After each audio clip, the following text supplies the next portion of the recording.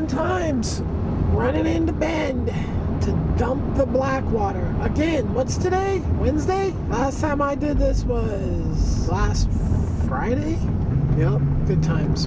I'm not going to be doing this again soon because I got to go run down to Reno. It's kind of cool drive, it looks like, too. It's just from Bend to Reno, almost a straight shot. Cuts through California, Northern California, obviously. These trees out here, which you see in the background, are juniper trees. Apparently, they are the weed.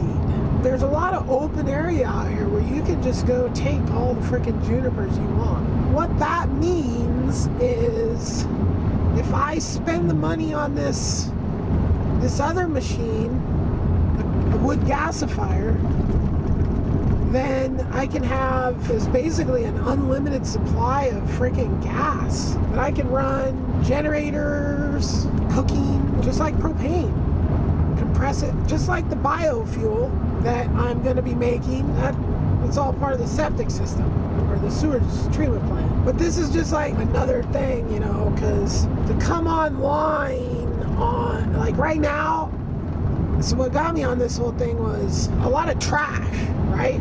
Not a lot, but I'm starting to, you know, because I've got boxes from all these things that I've bought since I've been out there, and, you know, just I've been living out there like 2 weeks, so I have like house trash type stuff, and I'm really trying to just from the start, I don't want to have a nasty burn pile pit thing where I've been burning plastics and shit into the atmosphere. Like, no, I don't really want to do that. I want to for sure build, and this is what started me on this gasifier thing, I want to build I want to build everything myself, but there becomes this point where I got my shit's packed up and I need this thing now. I could go to the dump and I could do that. What I'm going to build is a rocket stove trash incinerator.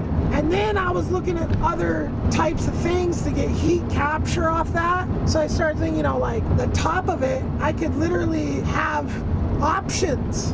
Like I could throw a gizmo up there, and I'm thinking, you know, like a bottom of a barrel, and a couple snap clasps to hold another thing on top of it, so a barrel on top of a barrel, and then whatever I got in these barrels, I could heat water. I could have a water heating option. I could have an air heating option, a gasifier option. Like a gasifier, just a standalone gasifier, could be a very, very valuable tool. Literally, I found a website that has all the plans for converting over most engines over to gas fuels like propane or natural gas, because a lot of people buy a generator for their house and then their house has gas, and if the power goes out then the gas generator will kick on, right? Well, you can buy those gas things, so you buy one that runs that stuff or convert one over or whatever, but then use the wood gas, compress it into tanks. It's super not that freaking complicated. I mean, really, it's like the whole system I'm building for the biogas, that exact system will work as far as the capture part. There's a little more in the filtrations mode. So a few more filters to do the wood gas. Basically, it's like the whole capture and then the compressing and then the storage is identical, which is just super sweet. I'm just out there burning propane like crazy, and it's just making me sick to my stomach. It's just, and I'm like, oh, I get a big propane tank, and rent a big propane tank. Yeah, that'd work, and I still might have to do that, just a gap between when I can actually, because I could just, I'm sure there's a company that would rent a big ass propane tank to me and then fill it, and I can afford that, no problem. Having a gasifier built, not only a gasifier, because these gasifiers pretty much stop at the gas clean coming out of them. So then you got to put something on the other end of that, which is the capture device, which I already actually have. That is about $400 it'll probably be for that, but then I would just have to buy an air compressor and some plumbing parts and then start compressing the wood gas. It's much safer to just call up the company and say, bring me a big ass tank of propane. That's just safe and easy. Having a gasifier built, and I'd love to build it myself, but there's a really good fab shop in Bend, and they are really freaking kitted out to the max. They got everything. They can just build that thing without blinking. For me to build it, ugh, yeah. So I've already told myself I'm not getting anything out of the shipping containers until I've got a floor and a ceiling, at least some gravel down, you know. And I just can't start pulling the shit because I've got nowhere to put it. Where would I pull it out and put it into? That's the problem. So I'm looking at having that stuff just sitting and waiting, and, you know. So there's a lot involved in just getting my welder out of the shipping container. Like, it's just not that simple. There's so much stuff in there. It's Tetris packed. Where does that stuff go? In the dirt? No. If I had another shipping container, then I could just pull stuff out of there, have some gravel in between, and sort. I mean, some stuff like my tools would be fabulous to have. Other things like my desks, my bed, like, that shit's in my way. Well, all my shipping containers are max packed.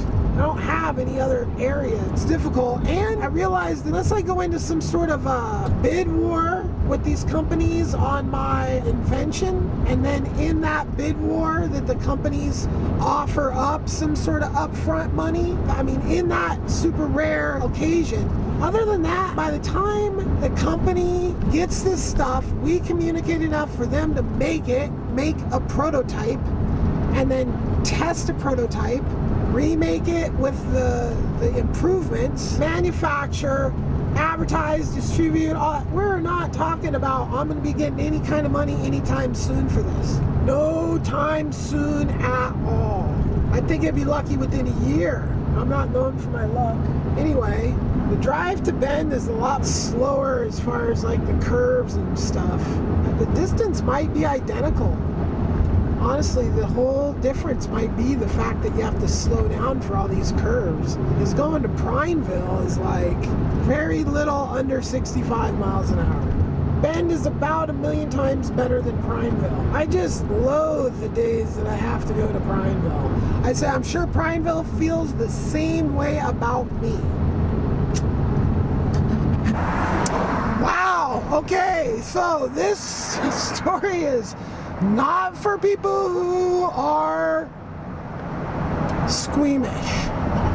Turn it off now if you're squeamish.